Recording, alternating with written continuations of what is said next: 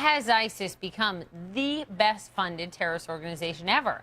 A CNN Money fascinating investigation takes a look at that, revealing how that terror group raked in $2 billion last year alone. We're talking about taxes, oil being sold, bank looting, kidnapping as their main sources of income. The journalist behind the story, Jose Pagliery, joins me now. Also with me, Baer, our CNN intelligence and security analyst, former CIA operative. Jose, to you first, fascinating reporting.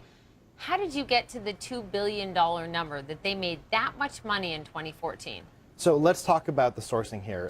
This is U.S. Treasury, several military scholars, a lot of academics that are paying attention to the region that have sources inside ISIS territory. And so let's run, what makes up these numbers. Some of that is taxes. That's the big bulk of it. We're talking about $500 million, $360 million or more last year. And then we've got oil. This is oil that ISIS is controlling on the ground, pulling it out of the ground, and they're selling it on the black market. That's another $500 million.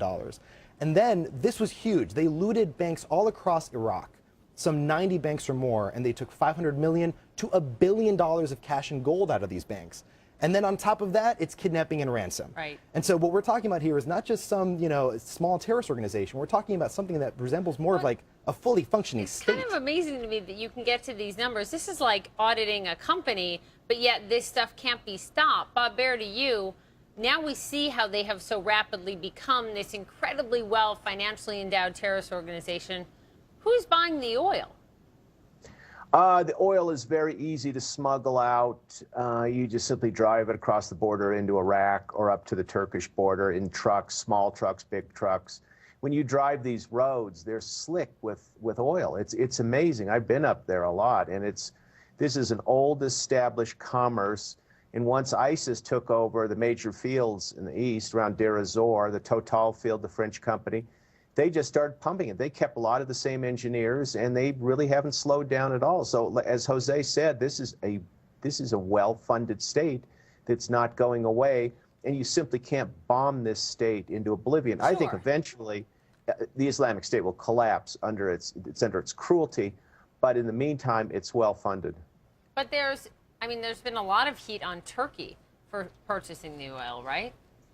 Well, look, the Syrian oil traders that I know have they don't like Turkey, but they claim that the president's son, Erdogan's son, is the major guy running this mafia. I've heard this over and over again. Try to prove it. I don't think it can, but that is certainly, that commerce has been in there since 1990. Sure. And Erdogan has been involved in it since then, so it wouldn't surprise me if these reports are true. And obviously, Turkey pushing back against that. Jose, let's talk about taxes.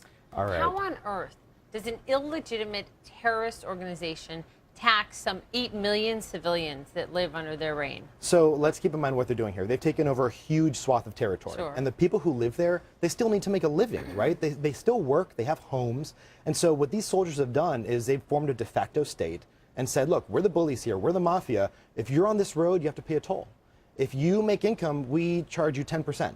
If you have a business, it's 10% business tax, 2% sales tax. They have a special tax on Christians called the jizya. Wow. All right. If you buy pharmaceuticals in Mosul, you pay a huge tax on that too. And so this is how they're squeezing money out of the people in their population, which is why, if you take this logic one step further, this is why a bombing campaign will only choke off a part of their income, because as long as they hold land, as long as they can control these people, they can squeeze money out of them. That's a great point. In an air campaign, they're not going to try not to hit the civilians and target all these civilians paying into this. Bob, Jose's story mentioned something really fascinating, and that is that ISIS has sort of abandoned the Al-Qaeda model of relying on rich donors in the Arabian Gulf. Why a different tactic by ISIS? Well, as Jose said, it's, they have a country. They can impose taxes, and in addition to transit taxes, they've got zakat. Islamic tax goes back to the Quran, 5%.